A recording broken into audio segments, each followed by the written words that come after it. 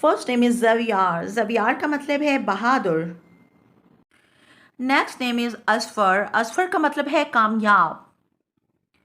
دیان. دیان مینس حاکم. نیم از آہل. آہل مینس عمدہ لیڈر. نیم از ارز. ارز مینس پہاڑ جیسا.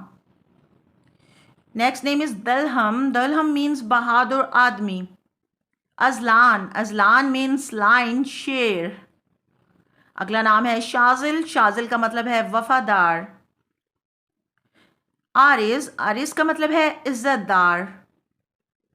زوریز. زوریز کا مطلب ہے روشنی پھیلانے والا. حیان. حیان کا مطلب ہے خوش مزاج. عزام. عزام کے معنی ہے اللہ کا تحفہ.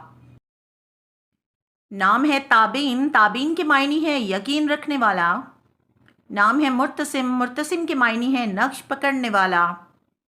نام ہے فضیل. فضیل کے معنی ہے صلہ. اگر آپ کو اپنے نام کا معنی جاننا ہے تو ہمیں لائک کریں، کمنٹ کریں اور فالو کریں. شکریہ.